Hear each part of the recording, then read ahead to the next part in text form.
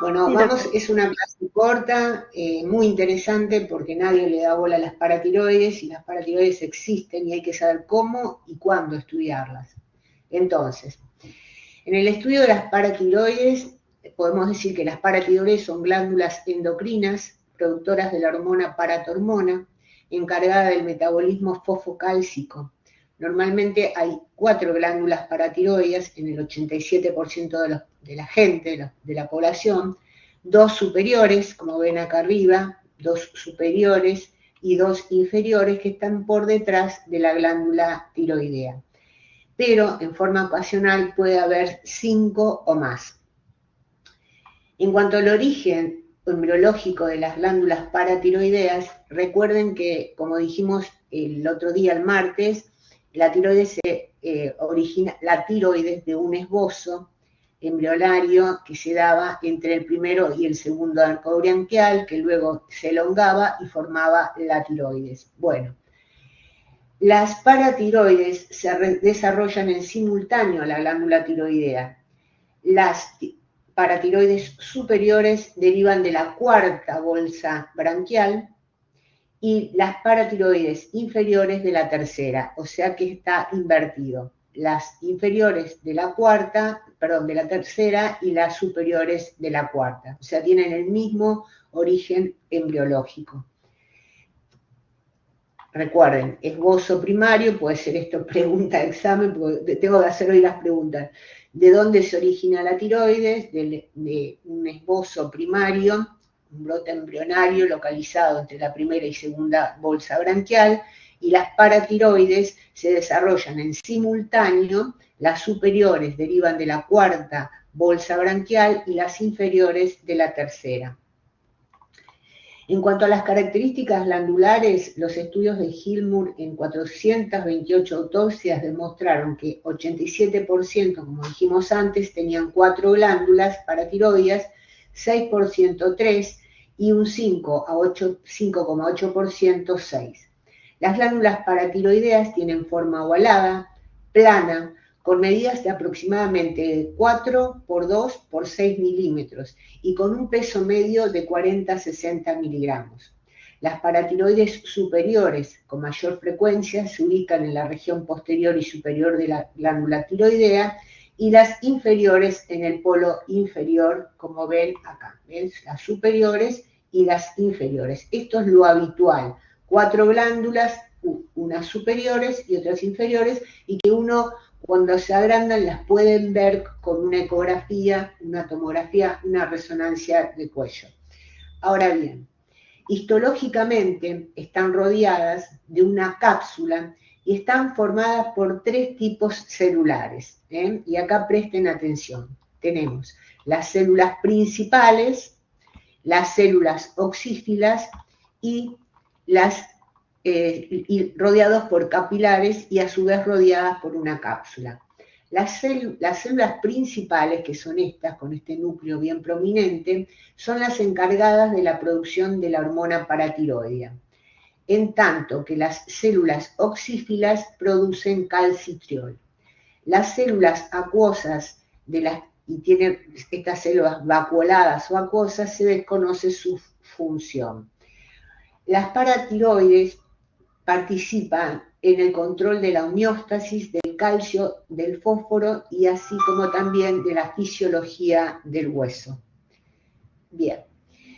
En cuanto a la ectopía paratiroidea, que hace que, por ejemplo, un paciente tenga un hiperparatiroidismo primario, le hagamos una ecografía de cuello, no vemos nada, una tomografía, una resonancia de cuello solamente y no vemos nada, quiere decir que pueden tener una localización ectópica. Por eso tenemos que saber que esta localización ectópica existe.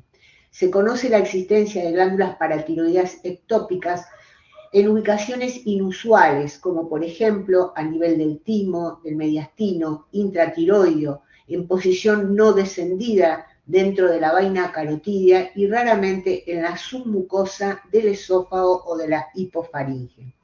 Y acá tenemos una gráfica donde muestra que estas son la ubicación frecuente por detrás de la tiroides a nivel superior e inferior, pero, por ejemplo, en un 0,3% pueden estar por arriba del hioides, por encima del hueso iodio 0,3, el 13% superior y posterior, un 38% inferior y posterior, pero ven que pueden estar también a nivel, por detrás de la horquilla esternal, a nivel tímico. O sea, estas localizaciones pueden ocasionar un adenoma o una hiperplasia y ustedes no verla en los métodos de estudio habitual. Entonces, ¿cuándo se estudian las paratiroides? ¿Cuándo el médico de cabecera le manda a estudiar las paratiroides? Cuando se incrementan los valores de paratormona, cuando se altera el metabolismo fosfocálcico en pacientes con insuficiencia renal crónica o en los síndromes endocrinológicos múltiples. Entonces, en esos casos se estudian las paratiroides. Entonces, acá tenemos que distinguir tres tipos de hiperparatiroidismo, es decir, se altera la hormona paratiroidea, quiere decir que aumenta la paratormona en sangre porque las glándulas paratiroideas están aumentadas todas, 1, 2, etc.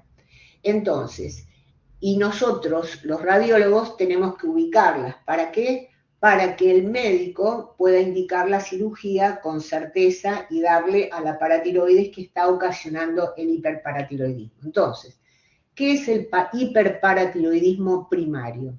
El hiperparatiroidismo primario suele estar causado por la presencia de adenomas autónomos que afectan a una sola glándula en el 80-85% de los casos, o a varias en el 10 a 15%, y por carcinomas paratiroides en menos del 1%. En el Ateneo anterior que presentó el Franchil, presentaron un adenoma de la paratiroides.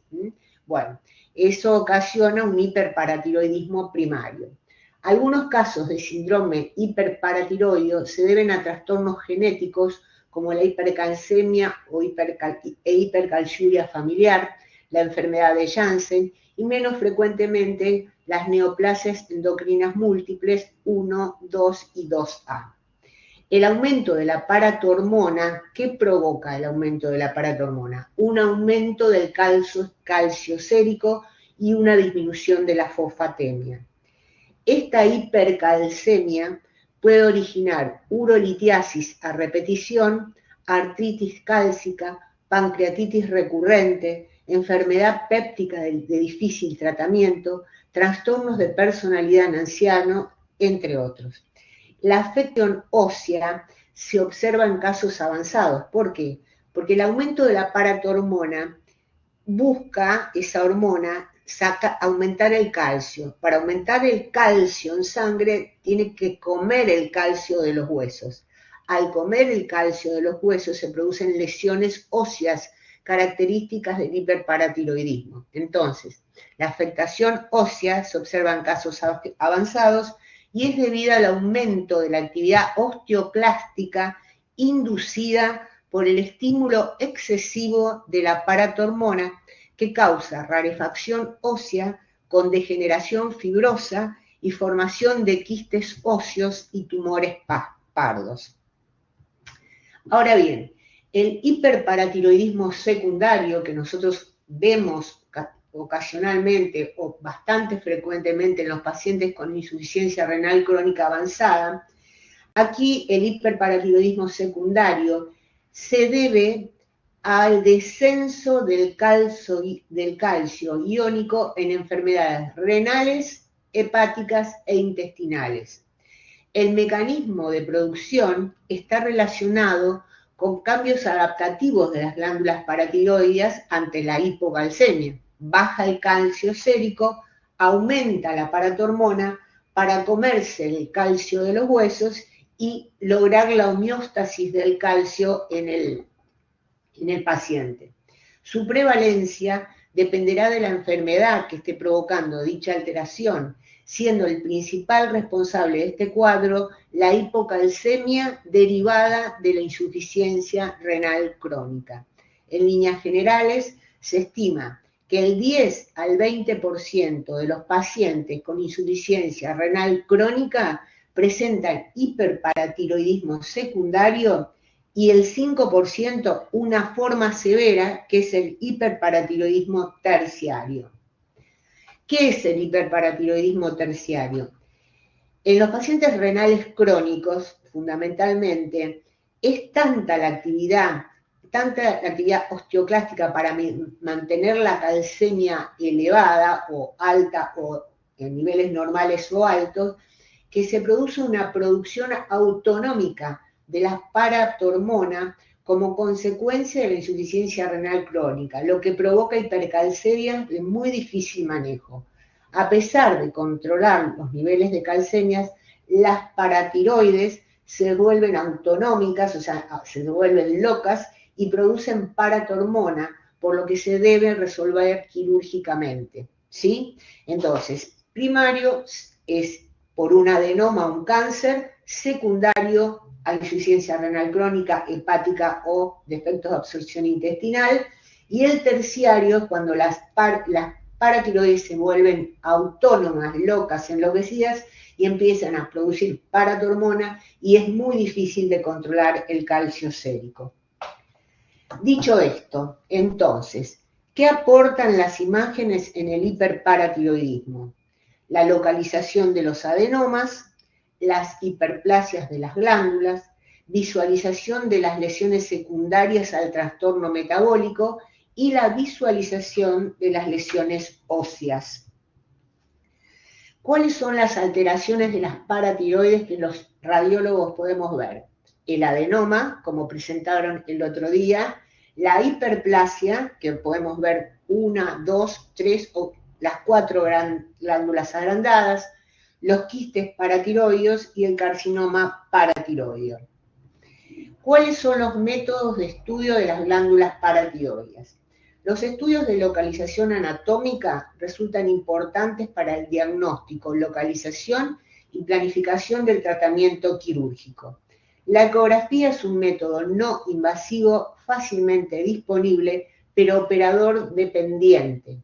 La información aportada por este método en la mayoría de los casos es escasa cuando se trata de una ectopía. Por ejemplo, si está detrás del esternón, nosotros con una ecografía de cuello no lo podemos ver.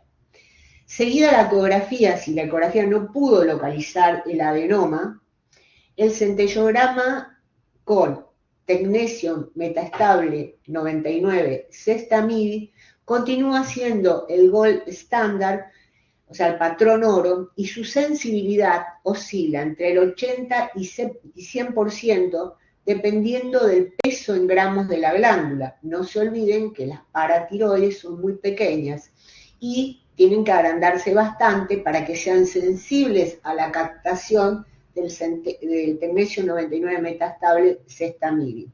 Es un método económicamente accesible. Digamos que en la Argentina y en Latinoamérica es ecografía, centellograma con sextamidi, también lo es en Estados Unidos y en Europa, porque hay, digamos que las obras sociales o los métodos de salud cuidan la plata y no le indican otros estudios más caros porque sí. Si con eso se resuelve, ya está. La tomografía con contraste endomenoso es un recurso útil. Es importante destacar que tiene menor especificidad que el sextamidi y menor sensibilidad que la resonancia. La resonancia con gadolinio posee mayor sensibilidad que la TC, pero menor que el sextamidi, o sea que hasta ahora está ganando el sextamidi. Después tenemos el SPECT-TC con sextamidi, que tiene una alta sensibilidad diagnóstica, aunque su uso depende de la disponibilidad de cada centro. La mayor sensibilidad de estos métodos radica en su mejor resolución espacial, lo que permite detectar tanto la ubicación anatómica de las lesiones como su actividad metabólica. Y por último, y el más caro, es el PET-TC con 18-fluorocolina, que se ha investigado en los últimos años con resultados alentadores, ya que su tiempo medio más prolongado es de 120 minutos, lo cual inyectada digamos, el radioisótopo es uno de los que más duran en el organismo, 120 minutos, entonces permite hacer un muy buen estudio, pero es un método costoso y es el que tiene mayor sensibilidad. Entonces, luego de la ecografía, si no encontramos las paratiroides, va el centellograma con cesta MIDI, y si el centellograma con cesta MIDI no nos da localización, usamos ahí el PET-TC con 18-fluorocolina, que nos va a dar la localización exacta para que el cirujano pueda sacar la paratiroides que está enferma y ocasionar el hiperparatiroidismo, ya sea primario, secundario o terciario. En el estudio ecográfico, las paratiroides, para ser visualizadas, tienen que estar agrandadas. Su posición debe ser cervical. Las paratiroides inferiores con frecuencia no se pueden visualizar, o sea, si están por debajo de la glándula tiroidea o en topografía endotorácica. Los transductores que se deben usar son de 10 a 12 MHz. El estudio color se debe hacer con Doppler para observar los pequeños volúmenes de sangre que entran en la glándula paratiroidea que está enferma. Y aquí vemos un adenoma paratiroideo. Fíjense, esto es un adenoma paratiroideo, una lesión única. Ustedes tienen que sospechar que es primero viene el paciente con el estudio de la paratiroides, diagnóstico hiperparatiroidismo. Empiezan a hacer la ecografía, ven la tiroides que está normal, a ver, se me fue el cursor, acá, la tiroides normal, ven normal, y por detrás de la glándula tiroidea ven una lesión sumamente hipoecogénica de bordes bien regulares, nutrida por una arteria, ¿sí?, central, y esto es una característica muy típica de los adenomas paratiroideos. Fíjense, lóbulo derecho, región posterior e inferior, ¿sí? Región posterior e inferior, fíjense, que es tan hipocoica que se parece a la congenicidad de la carótida. Muy hipocoico, esto es bien patognomónico. Entonces, adenoma paratiroideo causante de hiperparatiroidismo primario, en condiciones normales las paratiroides nuevamente no se ven. La imagen típica es de una formación de muy baja ecogenicidad, 3 veces inferior a la ecogenicidad de la glándula tiroidea, y cuando adquieren gran tamaño pueden tener una transformación quística por necrobiosis. Este es un centellograma con cesta MIDI, en donde nosotros vemos un adenoma paratiroideo que está fuera del cuello. Fíjense dónde está en posición endotorácica, y este aún más bajo. Acá están las glándulas salivales, acá está la tiroides, y acá tenemos el adenoma paratiroideo que está prácticamente retroesternal bajo. Esto es un cesta MIDI. Luego tenemos los adenomas paratiroideos con transformación quística, que estos es difícil de distinguirlo entre una formación quística compleja de la tiroides. Entonces, si tenemos un paciente, volviendo a la clínica, con un hiperparatiroidismo o trastornos del metabolismo fosfocálcico, hacemos la ecografía y vemos en la región posterior de la glándula o una lesión bien hipocoica, que es bien patognomónica, que pueden rotularlo como perteneciente a la paratiroides. También recuerden que pueden tener transformación quística. En tal caso, nosotros lo que hacemos en nuestro servicio, o lo que yo siempre hice en mi vida, es dosar en esta lesión, punzar, aspirar el líquido, tomar muestra de las células y tomar otra muestra para, como les expliqué que hacíamos esta semana, la punción de tiroides, tomar muestra, aspirar un poquito de fisiológico en la jeringa y mandar a dosar tiroglobulina y paratormona. Entonces pueden hacer la diferencia. Acá tenemos un adenoma paratiroideo ectópico en íntimo contacto con la carótida común. Fíjense, acá tienen una ecografía, acá ven el lóbulo tiroideo izquierdo, acá tienen la carótida y acá tienen una lesión que ocupa espacio cercana a la carótida. Acá sin color y acá ven la tomografía. ¿Qué puede pasar? ¿Qué puede ser esto que no sea un adenoma paratiroideo? Ustedes no saben si el paciente tiene la paratormona elevada, no saben nada, están en una nube, ahí les cae este paciente. ¿Qué otra cosa puede ser? ¿Qué ustedes tienen que decir? Lesión ocupante de espacio localizada en topografía lateral al lóbulo izquierdo tiroideo, por delante de la carótida, compatible en primera instancia con Díganme a ver qué diagnósticos diferenciales se les ocurre para una lesión en esa topografía. A ver, un valiente, no tan valiente, fácil la pregunta. Los más grandes que ya vieron todo. Ganglio. Puede ser un ganglio, ¿qué más? Está cerca de un vaso, en el cuello.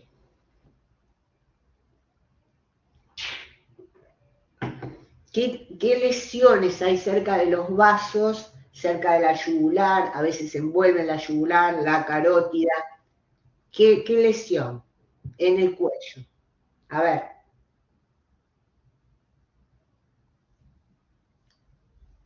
A ver quién se anima. Los tumores glómicos, los quemodectomas, ¿de acuerdo? ¿Sí? Entonces, si yo no tengo... ¿Me escucharon o no? Sí, Hola, doctora. hola. ¿Quién está en desacuerdo? ¿Están en desacuerdo? Sí, Bueno, los tumores glómicos pueden tener esa localización. Entonces, si ustedes tienen el antecedente hiperparatiroidismo, pueden decir que esto se trata de un adenoma paratiroideo en posición ectópica, completar este estudio con centellograma, tecnesio 99, sextamidi. Si ustedes no tienen un paciente con hiperparatiroidismo y ven una lesión en esa topografía, ¿qué hacemos? Podemos decir, es una lesión sólida localizada paracarotidio izquierda que puede corresponder a un tumor glómico, a una adenopatía. Se sugiere conocer su citología y ahí le mandan la agujita y ahí tenemos todo.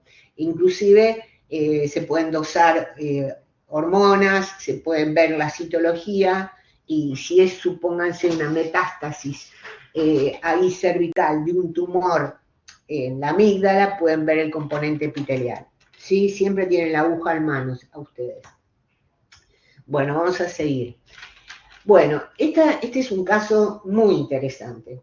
Es una paciente de 65 años que consulta por dolor óseo, decaimiento, trastornos del sensorio, en tratamiento con su endocrinóloga por hipotiroidismo, en ocasión a un bocio polinodular. Como antecedente tenía una hemitiroidectomía derecha por un nódulo categorizado como Bethesda 4 y entonces viene con todo ese decaimiento, etcétera, etcétera, para que le hagamos una ecografía del cuello. Le hacemos la ecografía del cuello y vemos a la derecha, donde tenía la hemitiroidectomía, una lesión ocupante de espacio sólida, que a mí me llamó la atención de la hipoecogenicidad, del decaimiento, de los trastornos del sensorio, etcétera. Y bueno, no tenía el antecedente si tenía la paratormona elevada, solamente que la paciente estaba hecha un desastre, totalmente decaída, trastorno sensorio, dolores óseos, etc. Y esta lesión en donde teóricamente le habían sacado la tiroides derecha. Del lado izquierdo teníamos el lóbulo tiroideo izquierdo de aspecto multinodular. Fíjense que tiene varios nódulos de tipo espongiforme. ¿Ven? Y este nódulo medía 40 milímetros por 20. Bueno, en el lado de la hemitiroidectomía veíamos esto.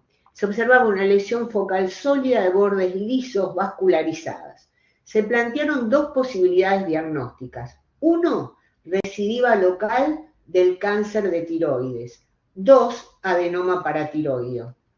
Se realiza punción de la lesión y del lóbulo izquierdo, dosándose en ambos paratormona y tiroglobulina. Entonces, esta es la lesión derecha en la loge quirúrgica derecha. Esta es la lesión, esta es la lesión. Se puso esto y se mandó a dosar tiroglobulina y paratormona. Y se punza el lado izquierdo, donde teníamos esto, y se dosa paratormona y tiroglobulina. ¿Cuáles fueron los resultados? Del lado derecho teníamos la tiroglobulina de 0,64 para un valor normal de 3,5 a 77 y la paratormona mayor a 500 picogramos por mililitros. Y del lado izquierdo teníamos una tiroglobulina de 155 para un valor normal de hasta 77 y una paratormona de 13. En conclusión, entonces, bien, material por pulsión aspirativa derecha, material por pulsión aspirativa izquierda.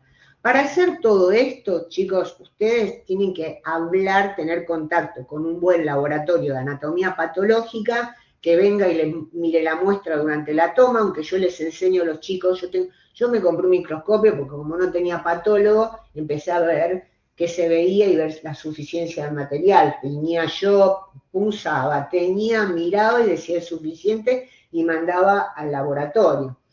Y tienen que tener un muy buen laboratorio químico y saber dónde lo tienen, porque esto que a mí me pasa, no me pasa a mí solamente, me pasa a todo el mundo y todo el mundo trabaja así. Entonces tienen que tener un contacto muy bueno con un patólogo y un contacto muy bueno con un laboratorio para poder obtener este resultado. Bueno, esta paciente tenía un hiperparatiroidismo primario que le ocasionaba todo el deterioro óseo que tenía y a su vez tenía este lóbulo que le dejaron, tenía también un cáncer de tiroides. Conclusión, se operó de las dos cosas y la paciente está un poco mejor porque ella tiene bastantes lesiones óseas por la falta de diagnóstico del hiperparatiroidismo primario. En cuanto ya vimos, digamos, las lesiones que ocasionan hiperparatiroidismo primario. Luego las lesiones que ocasionan el hiperparatiroidismo secundario, sin duda, es la hiperplasia paratiroidea. Se da en el hiperparatiroidismo secundario o asociado al síndrome endocrinológico múltiple. En este caso, ustedes fíjense, se ven las paratiroides en este corte, en posición posterior, y en este corte ven una paratiroides aumentada en la región posterior del lóbulo derecho y otra paratiroides aumentada en la región posterior del lóbulo izquierdo. Nótense también la hipoecogenicidad de ambas lesiones. En cuanto al centellograma con Sextamivir, ¿qué les puedo decir de él? Es un radiotrazador con propiedades de catión lipofílico utilizado para la perfusión miocárdica y como marcador de viabilidad tumoral. Su distribución es proporcional al flujo sanguíneo y una vez dentro de la célula es atrapado por la mitocondria. El gran número de mitocondrias presentes en las células de los adenomas paratiroideos y otros tumores puede ser el responsable de la captación con poca liberación de Sextamivir comparado con el tejido tiroideo circulante. Se han mostrado evidencias que el Sextamivir preferentemente es captado y retenido por las células paratiroideas oxífilas, ricas en mitocondrias, mientras que aquellas glándulas con pocas o sin células oxífilas no serán capaces de concentrarlo y retenerlo. ¿Recuerdan que las glándulas paratiroideas tenían las principales, las chief, y las oxífilas? Las oxífilas son las que tienen mayor cantidad de mitocondrias y son las que aparentemente captan y mantienen dentro de la glándula al Sextamivir. Así como ven a ustedes acá, que así como captan las submaxilares, las tiroideas, acá después del tiempo, sigue marcando esta lesión que es un adenoma paratiroideo. En cuanto a la 18-fluorocolina y el PET-TC, dijimos que es la última opción, la más cara, pero la más sensible, porque nos da la topografía y la funcionalidad. Entonces, la 18-fluorocolina PET-TC podría ser una buena alternativa, dada su mejor resolución espacial, capacidad de detectar glándulas ectópicas y la conjunción de la imagen molecular y anatómica. Este es un varón de 65 años con 18-fluorocolina PET-TC que evidencia tejido paratiroideo hiperfuncionante aquí, hiperfuncionante por detrás de la glándula submaxilar derecha, ¿sí? Flechas rojas acá, esta es la lesión, acá está la glándula submaxilar. Y de 12 milímetros con un submáximo de 5 confirmado en la cirugía. Bueno, por supuesto, si nosotros hubiéramos hecho un rastreo completo, más alto del cuello y no limitarnos a solamente la región topográfica habitual del cuello, esto estaba submaxilar, se podía haber visto de 12 milímetros, pero no se vio. O sea, con el diario del lunes todo el mundo es canchero, ¿no? Este es otro 18, Colina Peticin, una paciente mujer de 56 años con adquisiciones de 18 colinas tempranas que muestran una lesión acá debajo del lóbulo tiroideo derecho con marcada avidez por el radiofármaco a los 10 minutos que disminuye notoriamente a los 60 minutos. Este estaba fácil de encontrar. Bueno, les quería mostrar imágenes de PET-TC que me accedió gentilmente el doctor Eleta. Y este es un caso que les traje, hiperplasia de las 4 glándulas paratiroideas, publicado en esta revista por hiperparatiroidismo terciario, o sea, un paciente renal crónico que tenía una hiperplasia de las 4 paratiroides. El hiperparatiroidismo terciario es una complicación presentada en pacientes con enfermedad crónica llevados a trasplante renal, cuyo manejo quirúrgico requiere de la ubicación mediante imágenes diagnósticas para garantizar el éxito de la intervención. Se presenta este caso de mujer en hemodiálisis crónica que presentó hiperparatiroidismo terciario por hiperplasia paratiroidea confirmada con tecnesio 99, MIBI, SPECT, no PET-TC. Bueno, entonces acá ustedes ven la gammagrafía de tecnesio 99 sexta MIBI, la imagen obtenida a los 15 minutos posterior a la inyección, se observan 4 depósitos, acá están los 4, de captación ubicados en los grupos paratiroides superior e inferior, o sea, de topografía habitual, obtenida 2 horas con persistencia de la captación en los grupos paratiroides superiores e inferiores. O sea que después de la inyección persisten estos 4 puntitos, que son las 4 glándulas paratiroides.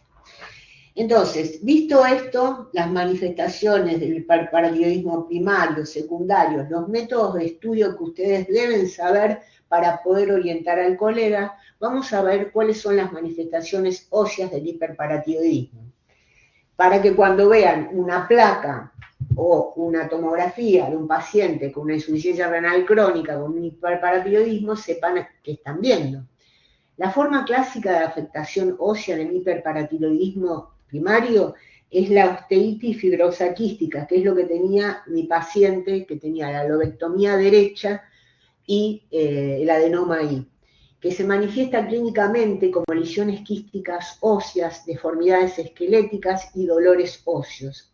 La erosión de la cortical externa se conoce con el nombre de resorción superióstica y puede encontrarse en cualquier localización del esqueleto, aunque de existir, donde mejor se visualiza es en el borde radial de las falanges medias, donde hay una pérdida del suave contorno externo y desflecamiento. Lesiones similares pueden observarse en clavícula, en las sínfisis pubianas, en articulaciones sacroiliacas. La desmielinización suele presentar un aspecto moteado característico en sal y pimienta y se localiza típicamente a nivel del cráneo. Vamos a ver algunos casos. Entonces, la osteitis fibrosa quística se caracteriza por la presencia de desmielinización, fíjense acá, la diáfisis de este hueso largo, la falta de calcio, la erosión de la cortical, ¿sí? Externa e interna, lo que puede ocasionar fracturas patológicas y lesiones quísticas. Acá fíjense, miren este húmero, fíjense, esta es una típica osteitis fibrosa quística. Estos son quistes óseos, donde falta el hueso y donde hay una reacción fibrosa periquística, ¿bien? Acá también, acá en la clavícula se ve también un poquito. Bueno, acá, en esta resonancia, fíjense, acá tienen. A ver, ¿quién describe esta resonancia? ¿Qué corte es? ¿Dónde estamos? Fíjense. ¿Y qué ven? Tenla la flecha y esta. A ver quién es. Típica osteitis fibrosa quística por resonancia. ¿Dónde está el quiste óseo y qué corte es? A ver, alguno que me diga. Ya estamos terminando, chicos, no se asusten. ¿Quién habla? Así me siento contenta, háganme poner feliz. Hola, hola, ¿están ahí? Nadie puede hablar. ¿Dónde está Hola, este equipo? Hola, Hola, decime. ¿Quiénes hablan? ¿Quiénes son los valientes del grupo? Ricardo Hernández. Muy bien, Ricardo. Decime dónde está esa lesión quística Bueno, ósea. en la imagen de la izquierda parece un corte de resonancia de pelvis. Sí. En la cadera derecha, en lo que es la cabeza femoral, parece que en una secuencia T1 se ve una lesión hipointensa con degeneración quística en su interior, que tiene un patrón Ujú, como de distribución geográfico, parece. ujú. Y la lesión hipointensa podría ser algo fibroso, una lesión fibrosa. También. Muy bien, Entonces, perfecto. Y y la imagen de la el lado derecha derecho. es una resonancia del cerebro, una secuencia T2, un coronal, que es una Muy bien. lesión ósea, porque tiene dependencia de la tabla ósea, hipointensa, Claro. heterogénea, podría tener un componente óseo, porque es muy hipointensa, fibroso, y también algo hiperintenso, que podría ser una degeneración también quística. Perfecto. Esto también se ve, esta es una arteritis fibrosa quística, es un paciente renal crónico, pero también se ve así en el Payet, con lesiones óseas, se ve muy parecido. El Payet afecta bastante la calota craneana. Muy bien, Ricardo. Bueno, esta es una paciente femenina, no es un caso mío, es un caso que lo saqué de la literatura. Es una paciente femenina de 60 años que consulta por tumor doloroso maxilar. En el ultrasonido se observa, acá es un corte del cuello, acá ven el lóbulo derecho tiroideo y acá una formación ocupante de espacio sólida de muy baja ecogenicidad y acá tiene el vaso carotídeo. Esta es la paciente con esta tumoración a nivel del maxilar superior. Y acá ven, esta es la paciente, la miramos acá, le miramos acá, fíjense que tiene todo este como engrosamiento, aparte del deterioro dentario, tiene este engrosamiento también de las partes blandas de la región maxilar superior. Entonces, acá en el cuello tenemos esta lesión que ocupa espacio sólida, única, hipoecoica. Este es el corte longitudinal que fue categorizado como un posible adenoma paratiroideo. Y esta es la lesión maxilar, fíjense, que porque miren, abriendo la boca, como se extiende acá, fíjense adentro de la boca. Este es un tumor pardo, un típico tumor pardo. Entonces, el estudio anatomopatológico, la lesión describe como un estroma fibroblástico denso, donde se encuentran distribuidas numerosas células gigantes, porque las células gigantes se acuerdan que son macrófagos, que se comen las cosas. Entonces, que con áreas hemorrágicas acompañadas de macrófagos con pigmento hemosiderínico, estableciéndose el tumor de granuloma de células gigantes o tumor pardo, que es otra de las lesiones características del hiperparatiroidismo secundario y terciario, tumor óseo pardo. Entonces, el cáncer de paratiroides es un tipo de cáncer extremadamente raro, afecta a hombres y mujeres por igual y generalmente ocurre en personas mayores de 30 años. Es causa de este tipo de cáncer, la causa se desconoce. Las personas que padecen una afección genética llamada neoplasia endocrinológica múltiple tipo 1 presentan un riesgo mayor de padecer esta enfermedad, al igual que las personas que se hayan sometido a radiación de cabeza y cuello, como en el cáncer de tiroides. Sin embargo, es más probable que dicha exposición a la radiación cause cáncer de tiroides más que de paratiroides. El patrón del cáncer paratiroideo no es específico. Fíjense, esta es una lesión ocupante de espacio sólida en que posterior a la glándula tiroidea, que puede ser bien un adenoma o un carcinoma.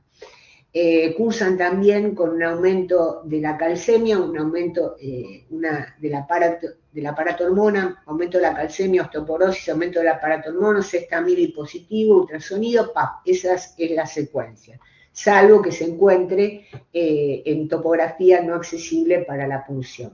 Entonces, el cáncer de paratiroides es raro, es más frecuente, es igual de frecuente en hombres y mujeres, pero es muy raro. Si ustedes ven esta lesión, lo más probable es que sea un adenoma y no un carcinoma paratiroideo. En cuanto a los puntos de enseñanza que ustedes deben saber de esta clase de paratiroides, y después les voy a preguntar algunas cosas de la clase anterior, que fui muy rápido al final y quiero que si tienen alguna pregunta me la hagan. Las paratiroides se estudian cuando se incrementan los valores de paratormona, cuando existen alteraciones del metabolismo fosfocálcico, en los pacientes con insuficiencia renal crónica. Las paratiroides normalmente no se ven por su pequeño tamaño, solamente cuando existe hiperplasia, adenoma o cáncer.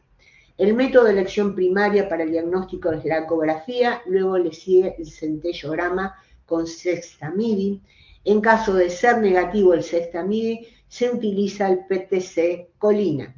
En el hiperparatiroidismo primario existe un incremento de la paratormona secundario a adenoma. El hiperparatiroidismo secundario se produce por hiperplasia de las glándulas paratiroideas secundaria a la pérdida de calcio por causa renal o intestinal. Y el hipertiroidismo terciario es la producción autonómica de la paratormona en estados avanzados de insuficiencia renal. Las manifestaciones óseas más frecuentes del hiperparatiroidismo son la osteitis fibrosa quística y el tumor pardo. En conclusión, el hiperparatiroidismo representa un desafío diagnóstico y terapéutico.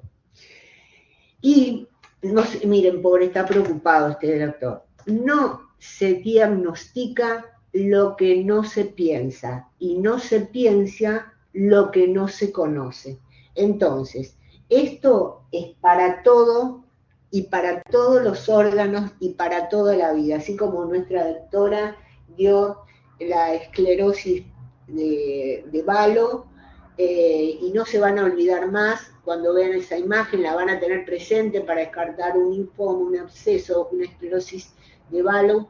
Así también, cuando ustedes vienen para una ecografía, yo les digo lo siguiente, en búsqueda de un adenoma paratiroideo por un hiperparatiroidismo, no miren solo el cuello, recuerden las localizaciones ectópicas, entonces fíjense desde las submaxilares, rastreando hacia abajo las tiroides, llegando hasta los huecos supraclaviculares, porque en el otro